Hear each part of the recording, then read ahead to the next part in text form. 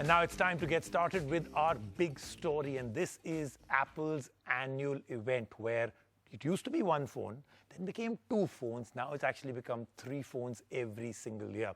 Now they say an apple a day keeps the doctor away, but what do three apples do together? Well, the answer to that is when we will actually review them.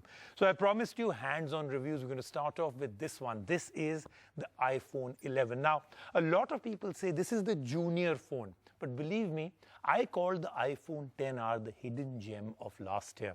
I'm again saying it, the iPhone 11 is actually an incredible device. And if they actually bring down the price in India to what I think it will be, remember the iPhone XR with the right offers and choices and credit card offers and everything else, if you time yourself right, you can pick it up for 51,000, 52,000 rupees. And this one got priced $50 lower. So of course in the beginning you won't get those offers, but eventually this one also should be available at an incredible price. And for that price, this is a really good phone from Apple. Let's take a look at this in detail. It's time to step down the price ladder with Apple and roll out the color palette. This is for Apple's most affordable iPhone yet, the iPhone 11. And it might just be the iPhone to buy of all the three launched this year. In India, the iPhone 11 starts at 64,900 rupees.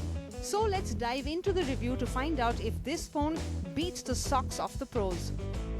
We got the purple variant of the iPhone 11 for review. It's a new color that Apple has added, and we didn't mind the light mauve feel that it has. The aluminium sides are now more in tandem with the color of the phone, so they don't really stand out. The design is very similar to its predecessor, the iPhone XR, but the main difference comes in on the back with the addition of one more camera. It does stick out a bit though, and it's perched on a little transparent square. The phone is IP68 rated, which means it is water resistant up to 2 meters for 30 minutes and dust resistant as well. Apple claims this phone can take accidental spills from everyday liquids like coffee, but we couldn't quite muster up the courage to try this one out. The glass is toughened, but we'd say you still need to slap on a cover. One of the big improvements in this iPhone is in its performance. Like the pros, this runs on the Apple A13 bionic chipset. Apple claims this is the fastest CPU and GPU in a smartphone. Launching apps is super quick.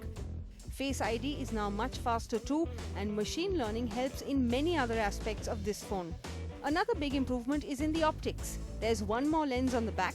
Apple still believes the magic does not lie in very high megapixels, so it sticks to dual 12-megapixel lenses. The second lens is an ultra-wide camera which captures up to 4 times more scene.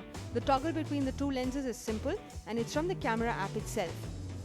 We tried this with different sized balls, and the bigger one fit in only when we changed it to the ultra-wide lens. There's a new night mode in the iPhone 11 as well. This lights up the frame when there's absolutely no light. We were amazed at the results. The portrait mode has got some new effects like this high-key light mono effect. The camera button doubles up as a video recorder when it is long pressed. This is what Apple calls quick take, and the transition is smooth and pretty quick. The camera capabilities have gone up one notch when it comes to video as well. You can shoot a 4K video at 60 frames per second, and the editing of the video can be done in the camera app itself. The editing features are not extensive, but the color tone, frame correction, and there's a lot more that can be done. The front camera has been bumped up to a 12-megapixel lens. There's a lot of improvement here as well. There aren't two lenses, but you can zoom out to give a wide view and fit in more people into your selfie. The selfies have a marked improvement in resolution, and the color tones are very natural and true to life, like Apple usually keeps it. Yes, there is a slow motion video that is now possible with the front camera at 120 frames per second.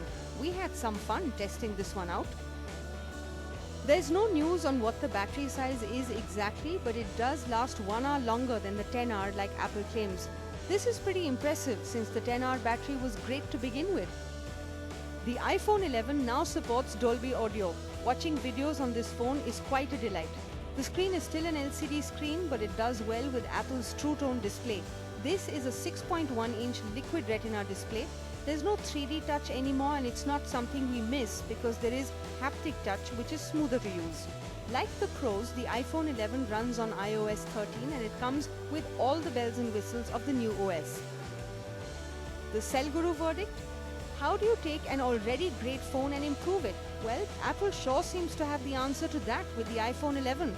Its performance is par excellence and the additional camera has made the iPhone camera more versatile. It's not worth the upgrade from the iPhone XR, but compared to the Pro variants launched this year, the iPhone 11 is the phone to look at because it's almost the same phone except for the battery, display and an additional lens. We're bowled over by the iPhone 11's charm, and you will too if you plan on buying this.